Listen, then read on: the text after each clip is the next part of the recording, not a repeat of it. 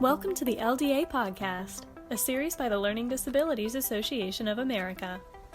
Our podcast is dedicated to exploring topics of interest to educators, individuals with learning disabilities, parents, and professionals to work towards our goal of creating a more equitable world.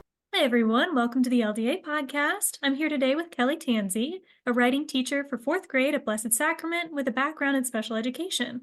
Kelly's also the president of LDA of Maryland and the chair of the State of Maryland Literacy Association. Kelly, thank you so much for being here today with us. Oh, I am so excited to be here with you and LDA. So we can't wait to dive into bringing the arts into language arts. But to start off, would you be able to tell us a little bit about yourself and your experience? Of course. So I have been an educator for over 25 years, which is very humbling to say. And I have worked in public, private, parochial schools for my educational career. I was inspired to continue my work in special education when I met Sally Smith at the lab school and at American University.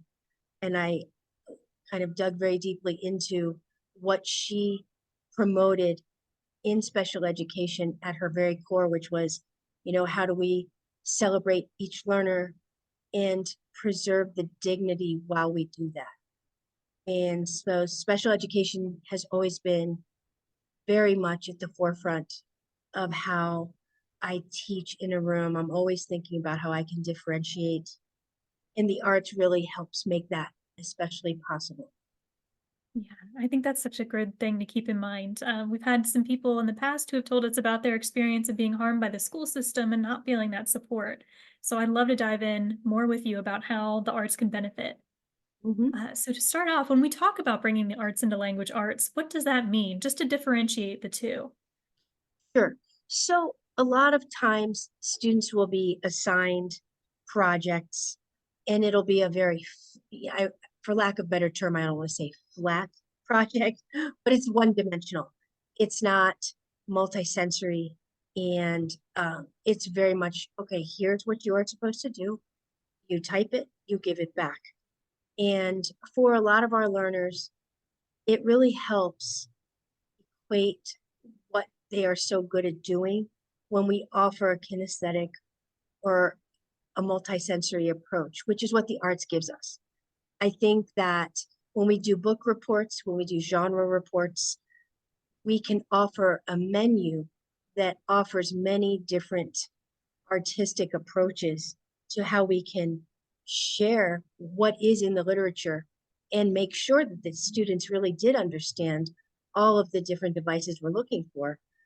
Certainly we need them to reach those benchmarks, but they can do it in a way through the arts that can give them some more agency about their work. And how that looks is if we had a mystery book report, let's say, and they had menu items to choose from, and let's say there was create a game with, you know, they'd have to identify the characters in the book, the plot, the different settings. They could create that in their games, and they did that. We've had, when we go into, I taught ancient civilizations in the past, and we've had projects there too. Some students have even gone so far as when we've talked about India, they have actually created a Taj Mahal for me with Legos, the entire background. And then they certainly told us all of the features about that particular incredible tourist attraction and all of the features that I needed to hear to know they understood. That wonderful landmark in India. There are so many ways that when we're reading literature, we can make the arts come alive. We can, let's just say, in the Watsons Go to Birmingham, for example, in that wonderful novel, they reference different music of that time period. The Watsons Go to Birmingham in 1963, right? And so they mention, words like, oh, the Coasters were playing in the Brown Bomber. Well, what in the world are the Coasters? That's a very archaic to our kids now. They would never know what that group was. So you're playing that music as they walk in. You are looking further into the chapters and you see Langston Hughes is being featured in the book by one of the characters. And then you extrapolate from that And you can then introduce Jacob Lawrence, the artist, who actually has a beautiful portrait of Harlem, which is the poem that Langston Hughes wrote, Harlem. And kids can also create Harlem from Jacob Lawrence's inspiration. And we connect it all together. And it is multifaceted, and they are learning in so many different ways. And it makes the information stick more when we have multisensory approaches to it. And they ask more questions that way too. Those are some of the ways I incorporate art into language arts. I'm sorry, not just language arts, but into any any core content like history, where we are required to read something and then share what we read and articulate that. So Yeah, absolutely. Well, and I like how it's not just one piece of media or one form of art, too. You just showed all the different connections that will help students to, it'll really make it 3D for them. yes. So, and these are some awesome projects, but I know we had talked before this about some of the awesome projects that you had your students doing. So could you tell us maybe, do you have any favorites that you've done over the years? Well, boy, I have so many wonderful projects that I am excited about. I mean, you know, the students, when we do poetry units, for example, we had to stop our poetry unit this year because, we got to celebrate the holidays in the middle of that. And so we're still completing that. And we've just recently done another wonderful poetry unit where we're incorporating the arts into that when we celebrate Asian Heritage Month. And so we just had a wonderful project where we showed, well, we had Yo-Yo Ma playing in the background. And then we had, I forgive my pronunciation, but it was Katsushika Hakusao. And we had the Great Wave as one piece of painting. And then we had Mount Fuji as the other painting to show two different landforms. And the kids were supposed to write a Diamante poem about that. But they got to have that kind of wonderful cue based off of the art to celebrate Asian Heritage Month. Excuse me.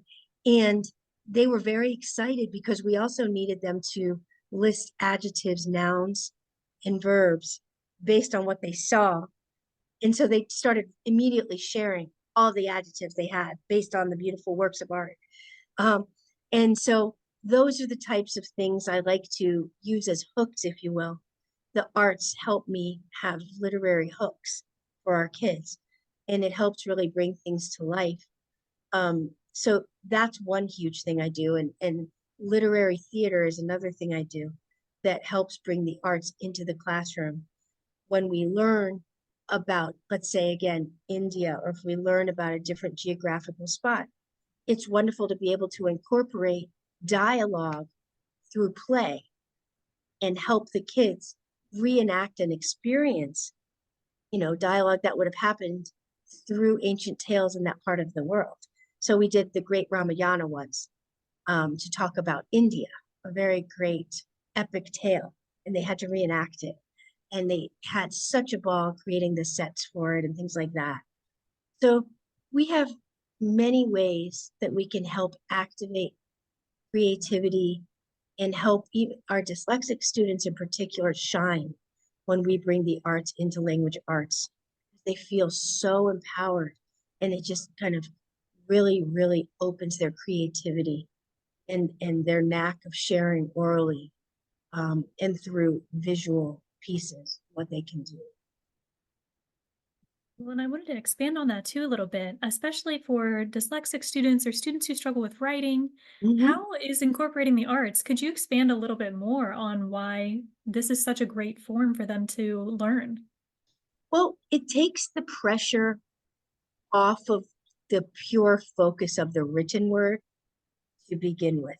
And so they feel freer, their anxiety becomes lower, where they just feel more at ease with the product they're going to produce because they know this is a way that they shine, and they know that this is a less judgmental way that they're going to be able to show what they know accurately and in a very intelligent way, and in a way they feel that they're experts actually.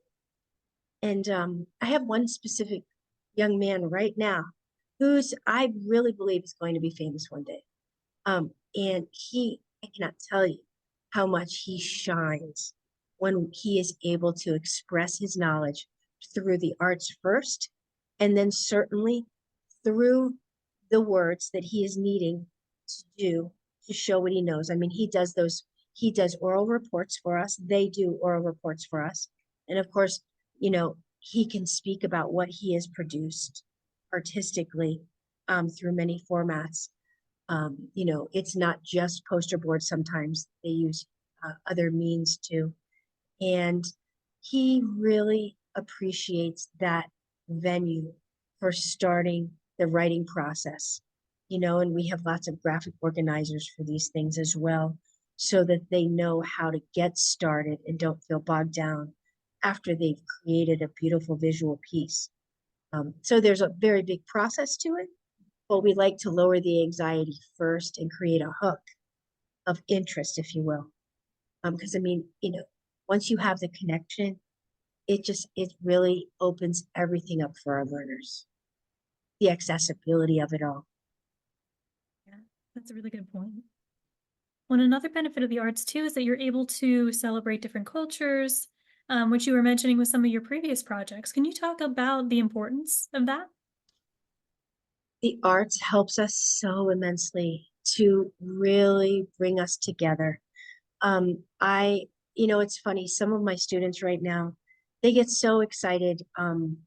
Oh, what month is it now, Mrs. Tanzi? And, you know, I get excited too, because we know in our classrooms, again, from the beginning when we start our year, we talk about what's in the name, and they bring in a picture of who they are and what they are, they love to share culturally their backgrounds. And from that, I like to get literature in the room that represents we have characters in the books that represent them culturally. That way they feel a big part of it, because a lot of times there are only books that are, with particular, um, common themes, things like that. But when they get to have a character, I have one young man who's from Cuba. He's so happy to have a book with the background of Cuban characters in it, and another from Poland. And, we want to celebrate everyone here. Once I had a class where we had the book Seed Folks, and that was a book that really celebrated 13 different cultures coming together in a tenement. And they're all coming together, but they're unified by this one garden. And I was asked to create a field trip based off of of a theme, right? And so I was like, okay, this should be exciting. So to celebrate cultures in the classroom and to celebrate cultures that we learned about in the book, we then went and took a trip to New York City, and we went to see Wicked, because that certainly celebrates what does society do with a difference. And, we had all of these different cultures that come together. At first, do they embrace it? Do they turn away? And the kids in the room were so excited by that piece of art, when we could see theatrical art to bring that literature together. And then we did go to the museum at Ellis Island, where our students really felt empowered to learn about their family's history, to celebrate who we are. There's so many ways that we can do that. We can celebrate our kids in the room by each month, and celebrate through the poetry, and they write the different settings and the different, like I said, in Jacob Lawrence and Langston Hughes, we celebrate by recreating different works of art based on a cultural frame. And it is just powerful when that happens. That's so awesome. That sounds like such a great field trip too. It's very exciting. Well, and this builds off a little bit too of the social emotional component of the arts as well. Could you speak a Yes. little bit on that? Oh, I think that the socio-emotional component, the way that the arts are the ultimate unifier, there cannot be a bigger example of we start the year, we talk about who we are, how we are one. We try to, we are so many ways we are very different, right? We have many different traditions. We like to bring those to the forefront. Um, but we draw upon who we are, and we have different themes that we do, and sometimes we'll do themes of peace. And the way that those kids come together, our kids in our community come together, and they draw what peace looks like to them. And we have, again, poetry, Alberto Rios, when giving is all we have. We spoke about that. We talked about, okay, well, what can we give of ourselves?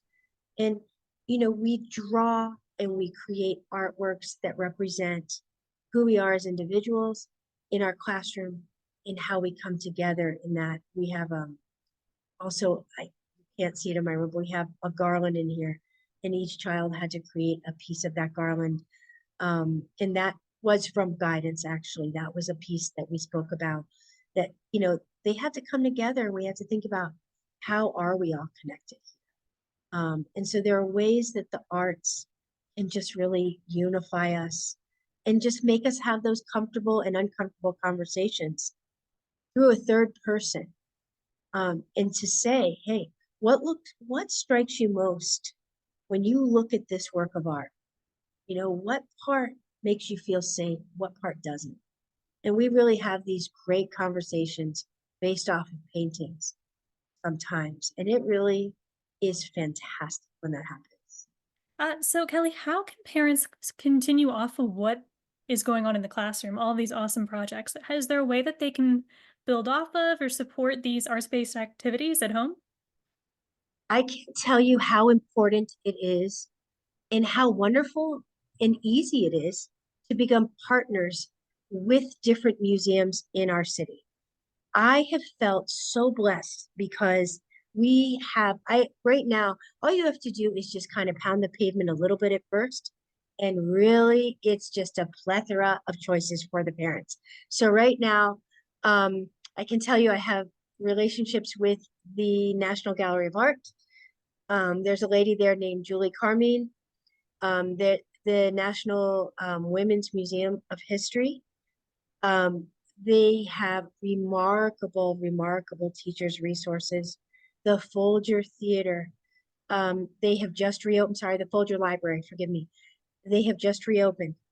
If you develop, they just need to go on the websites of Folger Library, National Women's History Museum, um, the National Art Museum, the Building Museum.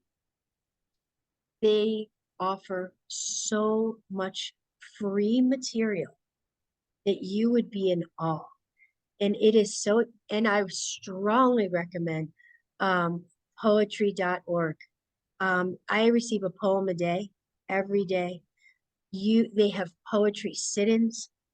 It is so exciting. All of the things parents can get that are free and that are accessible to their children. Um, the National Museum, the National Building Museum as well, has had some very spectacular examples too of, architecture that the children can learn from. And, sadly, we've learned about different parts of our city that have compromised living situations, and important for our children to know. And it just really shows you so many different features and so much literature that they can learn while they're at these places and reproduce those different works of art while they're learning about literature. There's this amazing author named Monroe, and she was actually at the Building Museum when I was there recently. And she has a book there, and there are just so many things that you can do in correspondence to that literature that can make it come to alive for the children. So I would strongly recommend just reach out just a little bit to the different museums. And the Phillips collection is another spectacular one too. They had a great exhibit of Jacob Lawrence actually. And they will find so much that their children can do. Every weekend they also host many different events as well to get the children engaged in a way, again, that is not threatening, and it's not too literary based at first, let me say. The way that they hook the children is very clever. And the children just get so excited about the connections they make once they start going deeper into books and they see the connection with the art. Yeah, definitely. Well, and those are some great recommendations too for parents, especially with summer around the corner. I think this will be really helpful. Or no, I just wanted to say for people that are not local, again, if you, those websites, they are truly helpful and they are, accessible to anyone all over the world even. So they love it. They love it when parents reach out. So Oh, yeah. Well, we can definitely include those in the show notes for folks. I think that would be great. sure. And then a little bit more generally, especially maybe towards educators, where can they go to learn more about doing these awesome art projects to support the language arts in their classrooms? Well, and again, I would echo the same thing. Again, reach out to the different museums and see what they have available, especially the National Gallery of Art, especially the Women's Museum, the Folger Shakespeare. They have educator nights. They have, weekly institutes in the summer. They're not too daunting and they are just chock full of information that are applicable toolkits for us to use in the classroom. And, so Folger National Gallery of Art, Phillips, I would even say the Sackler. Oh, well, maybe not the Hirshhorn, I would say. But again, I've just gone very deeply with those particular museums, and they have really been extraordinarily helpful. And Lab School of Washington too. I mean, they have lots of great workshops. A lot of schools in the area also offer wonderful ideas about how to incorporate the arts too. But I think these museums in particular, they really do such a spectacular job of giving such great current relevant information for us. Definitely.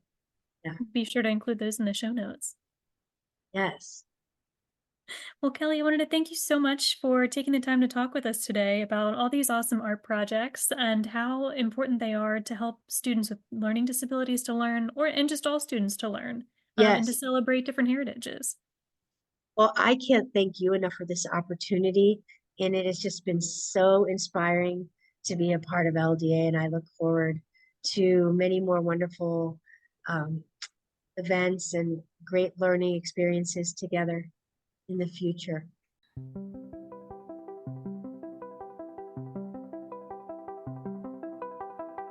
Thank you for listening to the LDA podcast. To learn more about LDA and to get valuable resources and support, visit ldaamerica.org.